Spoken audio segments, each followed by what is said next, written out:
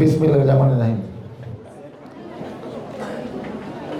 IT solution কর্তৃক আয়োজিত আজকে এই মিলন মেলা সম্মানিত সভাপতি, এই প্রতিষ্ঠানের চেয়ারম্যান রনি আহমেদ লাবলু, উপস্থিত আছেন আমন্ত্রিত অতিথিবর্গ, এই প্রতিষ্ঠানের শিক্ষক মণ্ডলী, সুধী মণ্ডলী এবং যাদের জন্য আজকের আয়োজন, এই প্রতিষ্ঠানে বর্তমান এবং প্রাক্তন শিক্ষার্থী ভাই ও বোনেরা, আসসালামু আলাইকুম। আমি যেগুলো বলতে চেয়েছিলাম এই নির্বাচনকে কেন্দ্র করে, সেগুলো আমি এখানে দেখিয়েছি। আমি নিয়মের মধ্যে থাকতে চাই। আমি তোমাদের উদ্দেশ্যে কিছু মোটিভেশনাল কথা বলতে চাই। নির্বাচন, ইলেকশন, রাজনীতি এইসব কথা বলতে চাচ্ছি না। কয়েকটি প্রসঙ্গে বলবো। প্রথম প্রসঙ্গ, এই বয়সে আমি যখন ছিলাম তখন আমার কাছে পরিবারের থেকে বন্ধু বান্ধবের গুরুত্ব অনেক বেশি ছিল। বন্ধুদের জন্য জীবন দেওয়া, বন্ধুরা বললে লেখাপড়া বাদ দিয়ে তাদের সাথে আড্ডা দেওয়া, ঘুরতে যাওয়া, আরও যা যা করা যায়, এই বয়সটা এরকম। কিন্তু সেটার থেকে গুরুত্বপূর্ণ হলো বন্ধু বান্ধবদের জন্য সময় দেওয়া ভালো কথা, কিন্তু ব্যাপারটা যেন এমন না হয় যে বন্ধু বান্ধবদের দ্বারা আমি এমনই মোটিভেশন হয়েছি যে মা বাবার গুরুত্ব আমার কাছে নাই। কারণ আমরা অনেক কিছু ওল্ড হোমের গল্প জানি যে বাবা কষ্ট করে সন্তানকে বাড়ি বিক্রি করে, জমি বিক্রি করে পড়াশোনা করিয়েছে, কিন্তু বিয়ের পরে, চাকরির পরে সেই সন্তানের বাসায় বাবা মা স্থান হয় না। ধরো তোমরা কোথাও যাচ্ছ, রাস্তায় একটি দুর্ঘটনায় তুমি আহত হলা, কি অজ্ঞান হয়ে গেলা, কোনো সুহৃদয় ব্যক্তি কিংবা তোমার বন্ধু বান্ধব বা পরিচিত জনরা তোমাকে হাসপাতালে নিয়ে যাবে। দু একদিন তোমার পরিচিত জনরা তোমাকে খুবই টেক কেয়ার করবে, কিন্তু তুমি যতদিন হাসপাতাল থেকে রিলিজ না হচ্ছ, তোমার পরিবার, তোমার বাবা মা, ভাই বোন, কিংবা যদি তুমি ম্যারিড হও, তোমার স্ত্রী, যদি তোমার সন্তান থাকে, তারা কিন্তু হাসপাতাল থেকে তোমাকে বাসা না নেওয়া পর্যন্ত তাদের কিন্তু ঘুম নাই, স্বস্তি নাই। এবং এইটাই নিয়ম। আমাদের বয়স কম না, অনেক কিছু দেখেছি। যখন ধাক্কা গুতা ঠেলা ধাক্কা খেতাম, এসে কিন্তু ওই পরিবারের কাছেই সান্ত্বনা পেতাম। অন্যরা সান্ত্বনা একদিন দিত, পরিবার সব সময় দিত, যতদিন আমার মেন্টাল প্রেশার না কমতো। ফলে এই কথাটা বলার উদ্দেশ্য হলো, তোমরা বড় হও, অনেক কিছু করো, যাই করো পরিবারকে সাথে নিয়ে করো। পরিবারকে বাদ দিয়ে অনেক কিছু করে ফেলবা, অনেক বড় কিছু হবা, এটা আমি বিশ্বাস করি না। আমার বাবা, আমি 80 সালে ইন্টারমিডিয়েট পাশ করে ছুটিতে বাড়িতে এসছি। আমার বাবা লক্ষ্য করলাম যে তার পুরানো বন্ধু বান্ধব পরিচিত জন আসলেই আমরা 3 ভাই 3 বোন ডেকে ডেকে তাদেরকে সালাম করাচ্ছে। এটা যখন একটু বেশি হয়ে যাচ্ছে যে একজন 3 জন বন্ধু আসছে, 3 জনকে সালাম করছে, আর একজন 4 জন আসছে, 4 জনকে সালাম করতে হচ্ছে বা পরিচিত জনকে। আমি আমার মাকে অবজেকশন দিলাম যে আম্মা, এগুলো আব্বা কি শুরু করছে? আম্মা বলে, কি মানে? আমাকে তোমাদের কাছ থেকে শিখছি যে পায়ে ধরে সালাম করতে হয় ঘনিষ্ঠ আত্মীয় স্বজন। আমি ঘনিষ্ঠ বলতে বুঝি দাদা দাদি, নানা নানি, চাচা চাচি, ফুপা ফুপু, খালা খালু, মামা মামি, এরা। যে কোনো লোককে সালাম করলে এই ঘনিষ্ঠ আত্মীয় সালাম আর এই সালামের মধ্যে পার্থক্য কি? এটা আমার আপত্তি আছে, আব্বাকে বইল। আমরা আব্বাকে অনেক ভয় পাইতাম, আমার বলার সাহস নাই। আম্মা বলল, আব্বা তাকে জানিয়ে দিল মাকে যে বাবুকে সালাম করতে হবে না, বাবু আমার ডাক নাম, কিন্তু অন্যদের সালাম করতে হবে। এখন আব্বার আদেশ শিরোধার্য। তো এটা আরো কিছুদিন চললো। মাঝে মাঝে আমাকেও ডাকে, আমাকে ডাকলে আমি বাথরুমে পালাইয়া থাকি, কারণ সালাম পাবো তো 2-3 মিনিট হয়, 10 মিনিট কেউ বাথরুমে বসে থাকলে তাকে তো আর পাওয়া যাবে না। তো কিছুদিন পরে আব্বা সহ আমরা না শুক্রবার নামাজ পড়ে বাসায় খেতে বসছি, আমরা 3 ভাই 3 বোন, মা বাবা এক টেবিলে খাচ্ছি। আব্বা বলছেন যে দেখো, জীবনে বড় হইতে হইলে শুধু বাবা মা, শিক্ষক শিক্ষিকা সালাম যথেষ্ট না, অনেক মানুষের অনেক সালাম দরকার। তুমি যদি এই লেভেলে বড় হইতে চাও, এই লেভেলে বড় হইতে চাও, এই লেভেলে বড় হইতে চাও, লক্ষ লক্ষ মানুষের সালাম পেতে চাও, অনেক বড় পজিশন হোস্ট করতে চাও, যেখানে তোমার উপর একটা প্রতিষ্ঠান অনেক কিছু ডিপেন্ড করে, গুরুত্বপূর্ণ ব্যক্তি হইতে চাও, তাহলে অনেক মানুষের অনেক সালাম দরকার হবে। এই অল্প কিছু সালামে তোমরা এত বড় হতে পারবে না। তখন এটা গুরুত্ব বুঝি নাই, এখন দেরিতে হলে বুঝে তো আর লাভ নাই। আর একটা কথা বলি, তোমাদের এখানে ম্যাক্সিমামে বয়স আমার দেখে মনে হচ্ছে যারা স্টুডেন্ট 25 বছরের নিচে, বেশি কিছু হয়তো 2-4 জন 25 বছরের বেশি হতে পারে। বাংলাদেশে গড় আয়ু 75 বছর। একটা জিনিস মনে রাখো, তুমি যদি জীবনে অনেক সাকসেস নিয়ে বাঁচতে চাও, চলতে চাও, be careful about your life partner.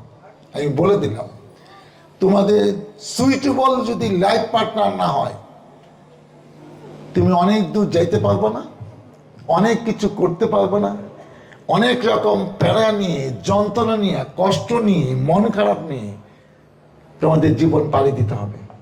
মনে রেখো, তখন তুমি তোমার বাবা মা হাতে দোষ দিতে পারবে না, কারণ তুমি তোমার লাইফ পার্টনার চুজ করেছো। অতএব ওই চুজটা কিন্তু বুঝে শুনাই করতে হবে। আমি কখনো কখনো বলি যে কিছু কিছু জিনিসগুলোকে প্রায়োরিটি দিও। 1 number respect, 2 number take care, 3 number trust, 4 number love. লাভটা আমি সবার শেষে দিলাম কেন বিয়ের পরে লাভটা না আসতে 1 থেকে 2 থেকে 3 থেকে 4 থেকে 5 6 7 8 9 10 কিংবা আরো পরে চলে যায়, কোনো সিরিয়ালও থাকে না। হ্যাঁ, সেই জন্য আমি আগে সিরিয়ালটা নিচে নামাইছি যে এইগুলা তোমরা মাথায় নিয়ে এটা করে। মেয়েদের তো অনেক অ্যাডভান্টেজ আছে, কেন এখন আমি জানি না, আমরা যখন করতাম তখন দেখছিলাম মেয়েদের পিছিয়ে ছেলেরা ঘুরে। একটা মেয়ে মানে সুবিধা আছে, সে চুজ করতে পারে যে আমাকে 3টা ছেলে ঘুরতে চাচ্ছে, দেখি কি অবস্থা, কে আমাকে কতটা পছন্দ করে। ছেলেদের তো এইসব চুজ করা হয়তো সময় আছে কিনা জানি না। আগে আমি মনে করতাম যে লাইফ পার্টনার মেয়েদের ক্ষেত্রে ছেলে 2-3 বছর বড় হলে ভালো। এখন আমি অনেক কাহিনী জানি যে একই লেভেলে, একই ক্লাসে এরা অনেক ভালো আছে। তবে একটা কথা আমি বলে দিই, মেয়েদের ক্ষেত্রে কখনো তোমার থেকে কম ইন্টেলিজেন্ট এরকম কোনো ছাত্রকে লাইফ পার্টনার নিও না। আমি বলে দিলাম, নেভার এভার। এটা সমস্যা 80% ক্ষেত্রে হবে। আমি বলে দিলাম, সে অবশ্যই তোমার থেকে ভালো স্টুডেন্ট হবে। তোমার থেকে খারাপ স্টুডেন্ট একজনকে লাইফ পার্টনার তুমি নিবে কেন? দরকার নেই। যতই মিল থাক, বি কেয়ারফুল। বলে দিলাম, সব কিছু ব্যাখ্যা অল্প সময় দিতে পারবো না। আমি আমার অভিজ্ঞতার কথা বলছি, সব ব্যাখ্যা দেওয়ার সময়ও নাই, আর আমি ব্যাখ্যা নিজেও জানি না, কিন্তু যেটা হচ্ছে সেটা আমি দেখতেছি। এটা মনে রেখো। আর একটা, আমার যতই মানে হাসুক, আমাকে মানে বিয়ের পরে একদিন সে খুব ভালো মোডে আমাকে একটা কথা বললো যে দেখো, তোমার সাথে অনেক কিছু মতভেদ হবে, ঝগড়া হবে, অনেক কিছু আমি মানতে চাবো না, কারণ তুমি লেখাপড়ার জন্য, আমিও জানি। হ্যাঁ, কিন্তু তর্ক যাই করো, কখনো কিন্তু আমার গায়ে হাত তোলার চেষ্টা করো না। হ্যাঁ, এমনভাবে বললো, মানে আমাকে একটা থিয়েটার মতোই, তুমি যদি এইটা করার চেষ্টা করো, তো যখন আমি বুঝবো যে আমার সম্মান নাই, তাহলে তো আমি ওই সম্মান নিয়ে আর তোমার সংসারে থাকবো না। কোনো মতে রাত কাটিয়ে তারপর কিন্তু আমি বাড়ির থেকে চলে যাবো।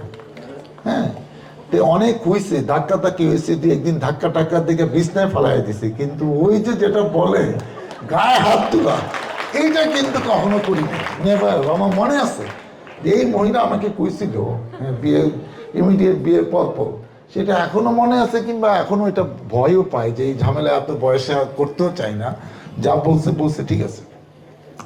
এবং হয় কি, যদি পার্টনারটা বন্ধুর মতো হয় না, তাহলে মানে মনে হবে যে সব কিছু যদি শেয়ার করতে পারো, তাইলে আর অন্য লোক খোঁজার দরকার নাই, অন্য বন্ধুর দরকার না যে ওর কাছে আমি এটা শেয়ার করি। বউর কাছে করা যাচ্ছে না, হাজব্যান্ডের কাছে করা যাচ্ছে না।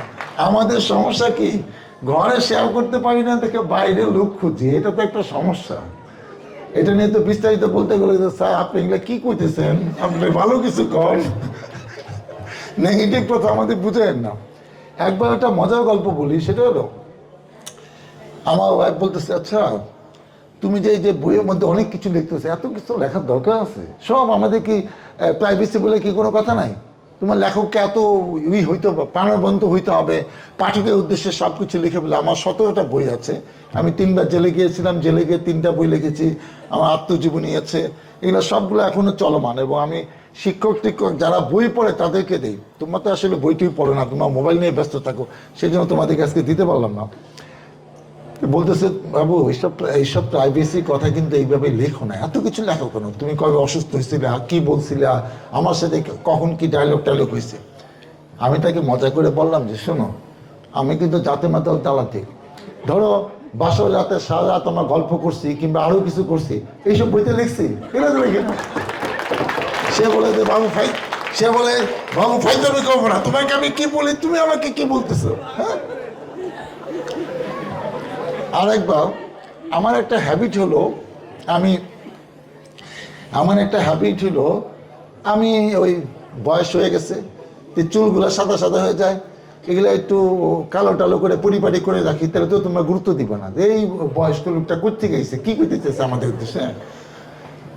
ওই সবসময় কালো কোট আর সাদা শার্ট পরলে তো হবে না, সেজন্য রং চনা ড্রেস ট্রেস পরি, এটা আমার একটা হ্যাবিট।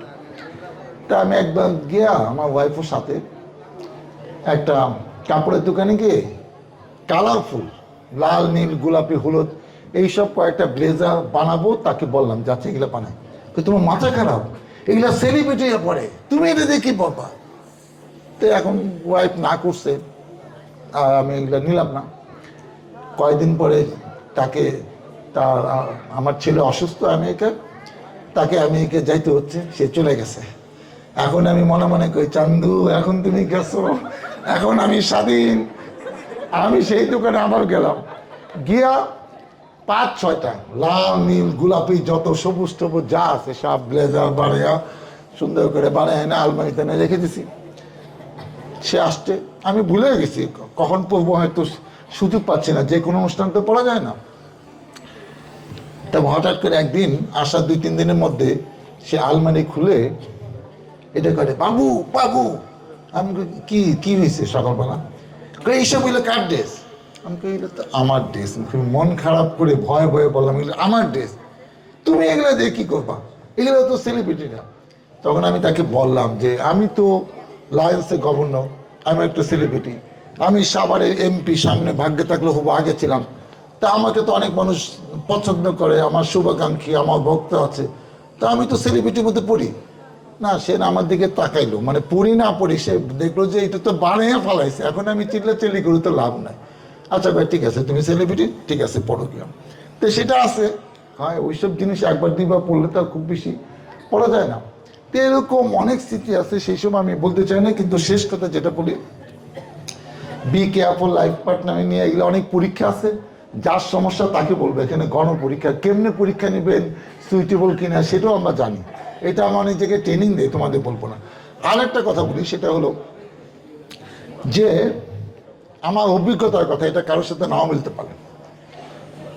জীবনে সব কিছু মিলবে না, তুমি সারা জীবন খালি খুশি খুশি খবর শুনবা, এটা কারোর জীবনে হয় না। রেজাল্ট, ইন্টারভিউ, ওইটা বন্ধু বান্ধব একটা মেন্টাল পীড়া দিছে, সাময়িকভাবে একদিনের জন্য, 7 দিনের জন্য, 15 দিনের জন্য, 1% প্রচন্ড মন খারাপ অনেকেই হয়।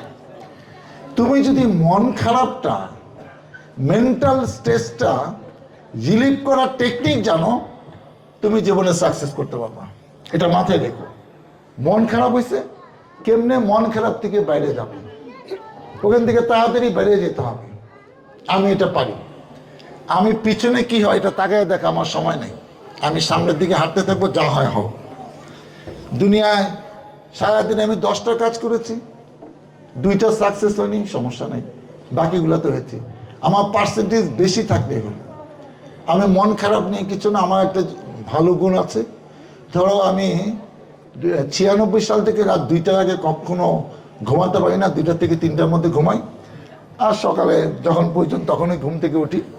তো রাত জাগতে থাকতে ওই ঘুমটা হলো, বিছনায় গেলে আমি 5 মিনিটের মধ্যে 3 মিনিটের মধ্যে ঘুম, আমাকে আর কেউ ডেকে তুলতে পারবে না।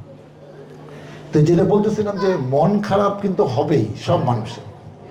আমি মন খারাপ হলে কি করি, টেলিভিশনে কোনো মুভি দেখি, পারলে সিনেমা হলে গিয়ে দিয়ে মুভি দেখি। মানে এই যে পেনটা মাথায় হচ্ছে, পেনটাকে বাদ দিতে হবে, অন্য কিছু নিয়ে ব্যস্ত হয়ে যেতে হবে। ওইটা ভাবাই যাবে না যে আমি কেন পথ পাইলাম না, আমি কেন ইলেকশনে হারলাম, কেন আমাকে ও বকা দিছে, একজনের কাছে টাকা চাবো সে আজকে টাকা দিল না, এটা ভুলে যেতে হবে। যদি আপনি ভুলতে পারেন তাহলে কিন্তু আপনি ওখান থেকে বেরিয়ে যেতে পারবেন। আমি একটা বই পড়ি, কিংবা আমি তার রাতেই প্ল্যান করবো, কিংবা সকালবেলা যে আমি ঘুরতে চলে গেলাম কক্সবাজার, কিংবা আমি লেখালেখির মধ্যে ব্যস্ত হয়ে পড়লাম, কিংবা আমি নতুন কোনো কাজ করছি, বন্ধু বান্ধব ধরনের আড্ডা দিতে যাব। মানে ওই পেনটা রিলিভ করার জন্য একটু এক্সট্রা সময় কোথাও দিতে হবে। এবং time is the best medicine, আমরা জানি। সময় গেলে কিন্তু এই কষ্ট থাকে না। এখান থেকে কিন্তু আস্তে আস্তে আমরা অতিক্রান্ত হয়ে যাব। এবং তোমাদের জন্য এটা খুবই প্রয়োজন যে একটা নিয়ে কিন্তু পড়ে থাকলে হবে না, তোমাকে জীবনে অনেক কিছু করতে হবে। কেউ 100% সাকসেস হয় না। এইটাই পাস তো এইটাই ফেল, এইটাই চাকরি হয়েছে তো এইটাই হয় নাই, 10টা ইন্টারভিউ দিয়ে তোমার একটা চাকরি হবে, এইটা নিয়ে তো চলতেই হবে। আর শেষ একটা কথা বলি, সেটা হলো আমি একটা বিখ্যাত ব্যক্তি একটা গল্প বলি। একসময় মনে করতাম যে শিক্ষিত মানুষ মানে ভালো মানুষ। এখন কিন্তু এই ফর্মুলা অনেকেই বিশ্বাস করে না। এই অতীত দিনে, বিশেষ করে লাস্ট 15-20 বছরে আমি অনেক শিক্ষিত অমানুষকে দেখছি, ডাক্তার অমানুষ দেখছি, ইঞ্জিনিয়ার অমানুষ দেখছি, ঢাকা ইউনিভার্সিটিতে পাশ করছে অমানুষ দেখছি। অতএব ভালো মানুষ হওয়াটা অনেক ইম্পর্টেন্ট। লেখাপড়ার পাশাপাশি, চাকরির পাশাপাশি, জীবন ধারণের ক্ষেত্রে সবাই কিন্তু ভালো মানুষ না। তো ওইটাই যদি তোমার আসল জায়গাটা যদি তোমার ঠিক না থাকে, তুমি কেমন মানুষ ওইটা পাশে আশেপাশের লোক কিন্তু জানে। তুমি নিজেকে যাই ভাবতেছো, তুমি যে ভালো মানুষটা, এটা আশেপাশে পরিবেশ, সামাজিকতা, তোমার পরিবারের লোকেরও জানে যে তুমি আসলে যেরকম হওয়া উচিত ছিল সেটা হও নাই। অতএব ওইসব মানুষ থেকে দূরে থাকতে হবে। এবং এইসব মানুষ আমাদের আশেপাশে আছে, তারা অনেক প্রভাবশালী, তাদেরকে কিছু বলাও যাবে না।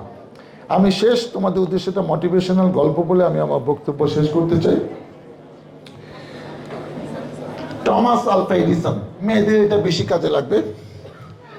4-5 বছর বয়স, তখন তাকে একটি স্কুলে ভর্তি করে দেওয়া হলো, যে ভদ্রলোক এই বৈদ্যুতিক বাতি আবিষ্কার করেছিলেন, আমেরিকার ভদ্রলোক। ওই স্কুলের নিয়ম হলো 3-4 মাস পরে পরীক্ষা হলো। ওই স্কুলের নিয়ম হলো যে পরীক্ষার রেজাল্ট অফিসিয়ালি ঘোষণা করা হয় না, বাবা মার কাছে একটা খামে ভরে জানিয়ে দেওয়া হয়। তো টমাস আলভা এডিসনের কাছে একটা চিঠির মধ্যে তার রেজাল্ট জানিয়ে খামটা স্ট্যাপেল করে বললো যে তোমার আব্বু আম্মা কাছে নিয়ে যাও। সে বাসায় এসে মাকে পেল, মাকে চিঠিটা দিল, দিয়ে সে পাশের বাসায় খেলতে চলে গেল, তার অন্য বন্ধু বান্ধব আছে। মা চিঠিটা পড়লেন। একটু পরে টমাস আলভা এডিসন এসে দেখেন চিঠিটা মা হাতেই আছে। বললো, মা আমার রেজাল্ট কি, তুমি তো কিছু বললা না, চিঠিতে কি লেখা আছে? মা চিঠিটা তাকে পড়ে শোনাচ্ছেন যে তোমার প্রিন্সিপাল লিখেছেন যে আপনার সন্তান খুবই একজন মেধাবী ছাত্র, সে সকল বিষয়ে হাইয়েস্ট নাম্বার পেয়েছে, কিন্তু তাকে পড়ানোর মতো যথেষ্ট ভালো শিক্ষক আমার এই প্রতিষ্ঠানে নাই। আপনি দয়া করে তাকে আগামীকাল থেকে অন্য কোনো প্রতিষ্ঠানে ভর্তি করে দিবেন। আপনার সন্তানের জন্য শুভকামনা। টমাস আলভা এডিসন আরো খুশি হলো যে এতটা ভালো রেজাল্ট হবে সে আশা করেনি। সে লাফাতে লাফাতে আবার পাশে বন্ধুর কাছে বলতে গেল যে যে আমি ফার্স্ট হয়েছি, আমি ফার্স্ট হয়েছি, আমি ফার্স্ট হয়েছি। তারপরে তার মা কিছুদিন তাকে নিজে পড়ালেন, তারপরে আরও প্রতিষ্ঠানে ভর্তি করে দিলেন, আরও প্রতিষ্ঠানে ভর্তি হয়ে হাঁটি হাঁটি পা পা করে সে স্কুল কলেজ ইউনিভার্সিটি পড়ে সে লেখাপড়া শেষ করে এক সময় সে এই বৈদ্যুতিক বাতি আবিষ্কার করলেন। সারা পৃথিবীতে তাকে চিনে, বিভিন্ন দেশ সেই ফর্মুলা নিয়ে শত শত হাজার হাজার কোটি টাকা দিয়ে তাকে এই ফর্মুলা নিয়ে সেই দেশ মানে এই বৈদ্যুতিক বাতি সিস্টেম চালু করছে। সে অনেক ধনী, অনেক বড় লোক হয়ে গেছে। সে একটি বাড়ি কিনেছে, সেই বাড়িতে সে তার পুরানো জিনিসপত্র নিয়ে উঠতে যাবে, তো ওই বাসায় এসে আলমারি খুলে সে গুছগাছ করছে। সেই চিঠিটা সে পেল, সেই স্কুলের খামে সেই চিঠিটা সে অক্ষতই আছে, খুব সুন্দরভাবে আছে। এই চিঠি তার জীবনের মোড় ঘুরিয়ে দিয়েছিল, তার জীবনে ইন্সপিরেশন যে চিঠি, সেই চিঠিটা সে খুশি মনে আবার খুলে বিছনায় বসে পড়তে চাইলো, যে ছোটবেলায় এই চিঠি দিয়ে তার জীবনে নতুন স্বপ্ন শুরু হয়েছিল। সেই চিঠিটা পড়ছে, অজর ধারায় কাঁদছে। চিঠিটা পড়ছে, চোখ দিয়ে টপ টপ করে পানি পড়ছে। চিঠিতে লেখা ছিল, আপনার সন্তান একজন স্থূল প্রতিবন্ধী বালক, সে কোনো বিষয়ে পাশ করে নাই। এরকম একটি খারাপ ছাত্রকে আমরা তো আর স্কুলে আসতে দিতে পারি না। আগামীকাল থেকে আপনার এই সন্তান যেন এই স্কুলে আর না আসে। টমাস আলভা এডিসনের ডায়েরি লেখা অভ্যাস ছিল। রাতের বেলা উনি ডায়েরিতে লিখলেন, আমার মা ছিলেন পৃথিবীর শ্রেষ্ঠ শিক্ষক, আজকে মা অনুপ্রেরণায় আমি জগৎ বিখ্যাত বৈজ্ঞানিক হয়েছি। আজকে আমার মা মতো যদি হাজার হাজার মা পৃথিবীতে জন্মগ্রহণ করতেন, তাহলে হাজার হাজার টমাস আলভা এডিসন এই পৃথিবীতে এখন থাকতেন। তোমাদের জন্য আমার শুভকামনা। তোমরা এমন এমন জায়গায় জব করো, ব্যবসা করো, যেসব জায়গায় আমরা চাকরি করতে পারি নাই, যেসব ব্যবসা আমরা বুঝি না। আমি দেখতে চাই তোমরা এই আইটি সলিউশন ইনস্টিটিউট থেকে পাশ করে তোমরা পরিচয় দিবা যে স্যার কি ভাই, আমি তো এই প্রতিষ্ঠানের দায়িত্বে আছি, যে প্রতিষ্ঠানে আমি ভাগ্যে যদি থেকে এমপি হয়ে কাগজ নিয়ে যাবো, যেখানে একটু সাইন করে দাও, তাহলে আমি এই উন্নয়নের বরাদ্দটা পাবো। এরকম জায়গায় তোমাদেরকে আমরা দেখতে চাই। আমি দোয়া করি, যে কথা আমার ওয়াইফ বলেছে, যেটি লাভলু 15 বছর ধরে যে কষ্ট করে প্রতিষ্ঠানটি বানিয়েছে, তোমাদের মতো মেধাবী ছাত্রছাত্রীরা যে প্রতিষ্ঠানকে সমৃদ্ধ করেছ, সেই প্রতিষ্ঠান এমন একটি প্রতিষ্ঠান বাংলাদেশে হোক যেন বাংলাদেশে এক ডাকে এরকম একটি প্রতিষ্ঠানকে চিনে। আমি প্রাউড ফিল করি সবার এই প্রতিষ্ঠান, এই এলাকায় আমি সংসদ সদস্য হয়েছি কিংবা ভাগ্যে থাকলে হব। তোমাদের জন্য অনেক অনেক শুভকামনা। আমি তোমাদের কাছে দোয়া চাই, সহযোগিতা চাই, সমর্থন চাই, এবং তোমাদের নৈতিক সমর্থন নিয়ে তোমাদের পাশে থেকে সাথে থেকে আমি তোমাদের জন্য সবাবাসীর জন্য উন্নয়ন করতে পারি। মহান আল্লাহ তাআলা আমাকে যেন সেই তৌফিক দেন। আল্লাহ হাফেজ। বাংলাদেশ জিন্দাবাদ। আমি সবার এই ছোট ছোট বাচ্চাদের এত সুন্দর সুন্দর বক্তব্য শুনে আমি কিন্তু একটু নার্ভাস যে আমি কি বলবো। তবে এইটুকুই বলছি যে তোমরা যারা এই ইনস্টিটিউশনের সাথে আছো, প্লাস ভালো ভালো ইনস্টিটিউশনে পড়ছো, তো আমি যেটা মনে করছি যে তোমাদের বেসিকটা অনেক স্ট্রং হয়েছে এবং তোমরা অনেক আত্মবিশ্বাসী হয়েছো। এবং এই লাভলু সাহেবকে আমি বলবো, তার এই ইনস্টিটিউট যেন একদিন এই মানে আইটি ইউনিভার্সিটিতে পরিণত হয়, এই দোয়া আমি করছি। যে এটা যদি সাভারে একটা হয়, তাহলে আমার চেয়ে খুশি বোধহয় কেউ হবে না। কারণ আমি ইন্ডিয়াতে অনেক জায়গায় দেখেছি এই একটু পরপরই মানে এত বেশি আইটি মানে আজকে না, 10-15 বছর ধরে দেখছি। তো আমাদের বাচ্চারা অনেক ট্যালেন্ট, সবার হাতেই ছোট ছোট মোবাইল আছে, প্লাস সব বাসায় ল্যাপটপ মানে ডেস্কটপ এইসব থাকে। তো বাচ্চারা এগুলোতে ইন্টারেস্টেড থাকে। তবে আমি চাই তোমরা এটাকে ভালো কাজে ব্যবহার করো। এরকম মানে ভালো ইনস্টিটিউশনে থেকে যদি তোমরা এগুলো শেখো, আউটসোর্সিং করতে পারো, তাহলে বাবা মার প্রেশারটা কমে যায়।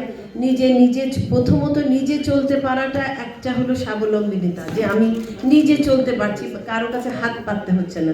প্রথমত বাবা মার কাছে চাইতে হচ্ছে না, দ্বিতীয়ত তুমি তাদেরকে হেল্প করতে পারছো, তৃতীয়ত তোমার যখন বিয়ে হবে তখন তোমার হাজব্যান্ডও তোমাকে অন্যরকম সম্মান করবে। এই সম্মানটা প্রত্যেকটা মেয়ের জন্য জরুরি। যখন একটা মানুষ খুব সুন্দর, তাকে দেখে দেখে পছন্দ করলো, কিন্তু যা বলে না গুণ বিচারি, তোমার গুণ যদি থাকে, সেটা রান্নারই হোক, সব কিছুই একটা টেকনিক, একটা স্কিল। তো এই স্কিলটা জানলে তুমি তোমার কাজের ফাঁকে বাচ্চা দেখার শোনার করার পরেও তুমি ইনকাম করতে পারবে, সেটা অনেক অনেক সম্মানের। এটা আমি বিশ্বাস করি। তোমরা এই ইনস্টিটিউশনের সাথে থেকে অনেক কিছু শিখেছো, ভালো ভালো জায়গায় চান্স পাবে, এই বিশ্বাস করছি আমি। আর আজকে আমি যে এখানে এসেছি, আমি যে কারণে বলছি যে আমি ডাক্তার দেওয়ান মোহাম্মদ সালাউদ্দিন, উনি হলো ধানের শীষের প্রার্থী, তো তার মিসেস আমি। তো আমি যদি এখন গ্রামে যেয়ে না হয় বলতে পারি যে আমি ধানের শীষের প্রার্থীর বউ, আপনারা ভোটটা দিবেন, কিন্তু তোমাদেরকে আমি সেটা বলতে পারছি না, কারণ তোমরা নিজে জ্ঞানে গুণে অনেক বেশি সমৃদ্ধ বলে আমি বিশ্বাস করি। সুতরাং তোমরা জেনে শুনে বুঝে তবেই ভোটটা দিবে। তবে এবার ধানের শীষে ভোটটা দেওয়াটা কিছু কিছু কারণে আমি মনে করি যে তোমরা এটা নিয়ে চেক করে দেখো। তারা আমাদের নেতা উনি বলেছেন উই হ্যাভ প্ল্যান। তো আমার মনে হচ্ছে উনি কিছু ইশতেহারে বলেছে আইটি সেক্টরটাকে বাড়াতে হবে, কারণ উনি অনেক বছর বিদেশে থেকেছেন। সুতরাং উনি জানেন যে ওই দেশে বাচ্চা বাচ্চা মেয়েরা বিপ্লব করে ফেলছে, তাহলে আমাদের দেশে বাচ্চা মেয়েরা কেন করবে না? আর তোমাদের এই যে 40% হলো ভোটার বলে না, এটা হলো ইউথ শক্তি, একটা স্ট্রেংথ। তো এই স্ট্রেংথটাকেই দেশের কাজে লাগাতে হবে। এখন যার যেটা ভালো লাগে, বলে না কেউ যদি খুব ভালো ঝাড়ু দিতে জানে, সে যেন ঝাড়ুটাও খুব মনোযোগ দিয়ে করে।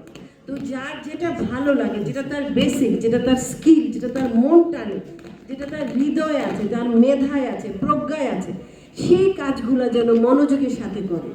আর প্রথমে আমি বিশেষ করে মেয়েদেরকে বলবো যে আমাকে ইনকাম করতেই হবে এনি হাউ। এবং এই কারণে ধরো আমাদের ইশতেহারে আছে যে এবার ফ্যামিলি কার্ড করা হবে। আমি জানি এখানে ফ্যামিলি কার্ডের কতটা প্রয়োজন আছে আমার মনে হয় না, তবে গ্রামের মহিলাদের এই যে ফ্যামিলি কার্ডে ওরা ইচ্ছা করলে 2,500 টাকাও ক্যাশও নিতে পারবে, কিংবা চাল ডাল লবণ তেল যা ইচ্ছা নিতে পারবে। এটা হলো তার চাওয়া, ওই ছোট্ট টাকাটাই তার মনের একটা শক্তি।